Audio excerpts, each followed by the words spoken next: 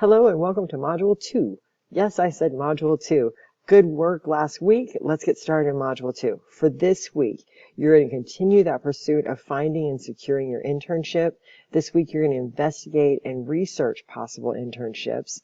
You're also going to start designing your template and questions about possible internships to internship placement folks.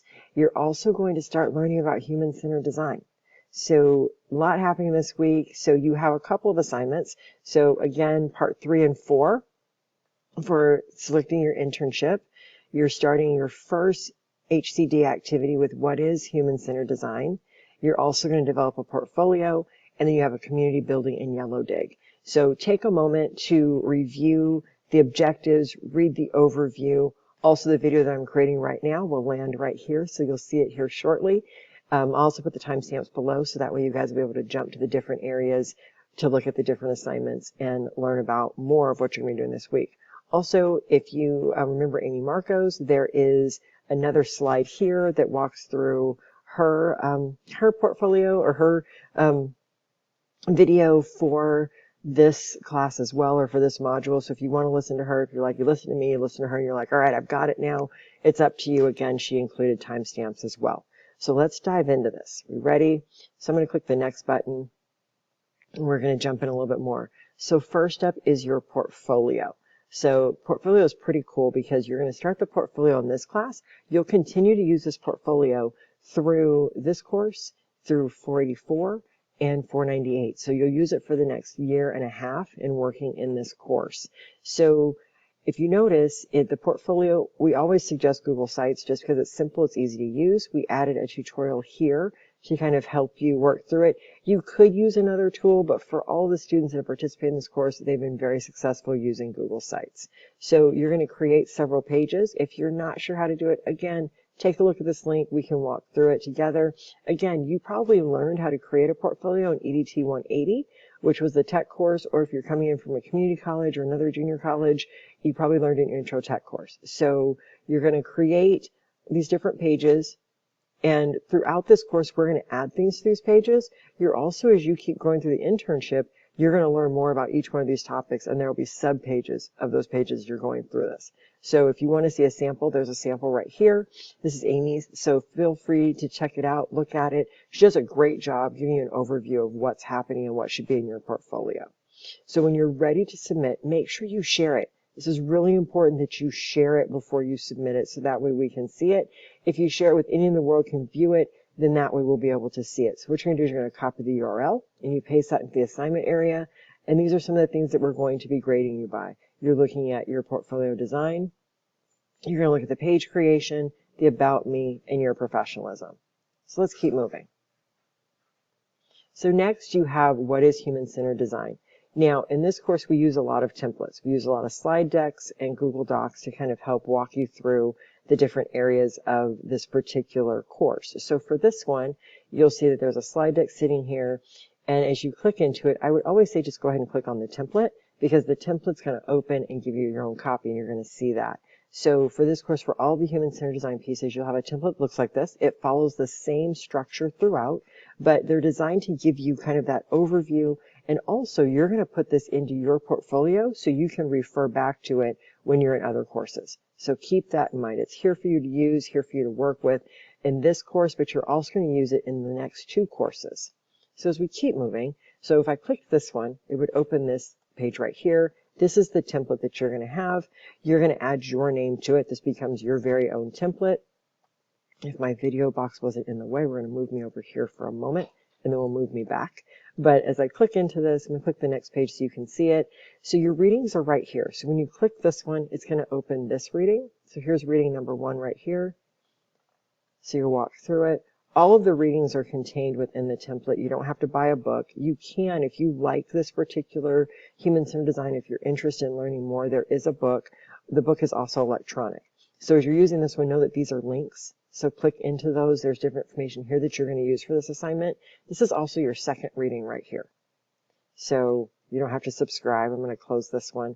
But some of your answers will also be contained in this document as well. So those are your readings. When you come back to your template, you'll notice that, and this is your template, you don't have to click there again, you just want to click on Use Template. So as you go through it, all of the questions are right here. So, and again, these on the side work, so you can walk through them. I added in videos, so if you get tired of seeing my full face, you can actually go in and listen to the character piece. Each one of these has more information about what you're trying to learn and the different areas that we discuss. So click there, and then after you click, then you're going to answer these questions. You'll type directly into these areas, and all of the questions would be answered through the video and through the readings. So you want to use those to find the information for the slide deck. So again, as we keep moving through, case studies, you have a case study that you're going to learn about and work with. You get to choose which case study you want to work with. So if, say, you wanted this one, you go and you click on it, it's going to open the case study for you. After you choose a case study, then what you're going to do is you're going to take information from that case study, you're going to add it here. So again, it's kind of like your own digital workbook. Everything goes in this area. We are looking for, full sentence, descriptive answers, citations. Make sure you take some time to go through this and make sure that you're answering things completely. As we keep going, so in this one, you're going to take a moment and you're going to go back into, again, this document, look at the how might we statements. You're going to add in information from here, put them into that area, and then you'll keep going. So again, it walks you through the full process, asks you many different questions, and then you add all of your answers here. So again, you'll notice that this is step 4. Here's your tab for step 4. You can also click on the side. It'll jump you to the different areas as well. Step 6 wraps it up and gives you time to do a quick review and go through it. So human-centered design, use the template, follow the readings. At the same time, take a minute to really figure out what do you need to learn from this, and that you understand what human-centered design is. Your project for your internship is based in human-centered design. We follow the human-centered design model, so it's really important that you kind of walk through this. To submit this, you can download as a slide deck and submit the PDF. You can also upload the Google link, totally up to you, but we like it to come in the PDF so we can see it and work with it. When you put it in your portfolio, so there's 2 ways. You're going to submit it to Canvas. You're also going to embed it in your portfolio.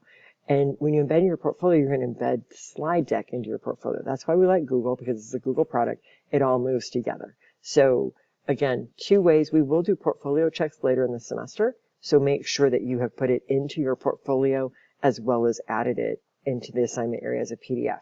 Before you get rolling, make sure you take a look at the rubric so you understand exactly what we're talking about and how to discuss and how to create and complete this assignment. Please let us know if you have questions. All right, let's move on to our next step. So in our next assignment, it's your Yellow Dig assignment. So you'll notice within Yellow Dig, we give you a topic each week. So you're going to use that topic. You can add other topics, but the goal is to get in there and talk to your peers every week. So if you have questions on Yellow Dig, please let us know. We are here to support you in that one as well. All right, next up are your internship assignments. So this week you're going to investigate and you're going to start connecting and communicating. So in this one, you're going to investigate and research possible internships. So as you go into this, I want you to spend some time really investigating what's out there. We've added a video with the template for you. So this is your step 3 template. At this point, last week, you spent some time brainstorming and searching. So now you're going to start investigating. You should have narrowed it down. By this point, maybe 3 potential internship sites. So really no more than 3. We give you more slide decks, more areas to add these if you want them, but really just 3. So you're only going to have 1 internship. So you can go in from those 3, you're going to whittle it down to 1. So at this point, you want to start asking questions. You want to think about what type of learning and really lean towards the one that's really fits your needs. Find something that you want to do because again, you're going to spend an academic year in that internship. All right. So if we jump back, this is part 3. So in part 3, you're investigating, you're going to submit that form. Again, you can submit as a Google Doc, you can submit as PDF, totally up to you. So again, this is worth 50 points. Take some time, walk through it. Don't wait till the end of the week to get this done. Next step is step 4 of the internship piece, which is connect and communicate. Now in connect and communicate, take a moment to walk through the slide deck again, There's quite a few videos in this that really help you understand how you can connect and communicate. You want to make sure that when you're connecting and communicating with the potential internship partners, that you're being professional, you're being respectful of their time, and also keeping in mind, is this something that you want to do? So as you're starting to talk to these different people, make sure that you're hearing things or hearing pieces that you're like, okay, this is something that I want to do. This is something that I'm excited about. So keep that in mind, not just no drudge work. Make sure it's something that you're really excited about. All right, moving into this one, take some time to watch this video. We've also put in quite a few helpful links. So your assignment, you're going to create your communication strategy of how you're going to communicate with those internship partners. So you're going to create a template for an introductory email. You're going to look at a minimum of 3 questions about the internship and then a follow-up email that you will send. And if you're like, okay, I'm not quite sure how to do all of that, we've created a Connect and Communicate document for you that walks you through it. We also have a slide deck that you should review. There's a letter that we've already prepared for you that you can edit and use. And then you also have the EdStudies internship overview that you can send out. So all of these are materials that you can share and that you can tailor for your internship potential partner. So you don't have to do these on your own. And then when you're ready, there's a template. Here's part 4. And in part 4, you'll see that it asks for what is your strategy, what do you plan to do, how do you plan to do it, and then putting things together. We put the links in here for you as well. So those links I just showed you, they're here. So you're writing out your introductory email, you're writing out your interview questions, and then you're putting together your follow-up email. And you do this for each site that you're working with. So you're going to do this 3 times. And you can, if it's, generic, you can copy different parts of it. You don't have to rewrite it 3 times, but make sure that you're highlighting what's important to those organizations. Again, if you are having questions with this, or if you are having some problems working through this, please reach out to us, because we are here to help you and we're here to make sure that you are successful. So I love this slide because it really does try to force you and to urge you to reach out to us. We will have office hours this week, so look out for that. And again, we look forward to working with you. For this assignment, there is a rubric. There it is. So please take some time to walk through it. And that's it for this week. So now you're into Module 3. So please let us know if you have questions. Again, we're here to support you and we want to work with you. Have a great Module 2, Week 2. Again, reach out where you need to, and we'd love to see you during office hours.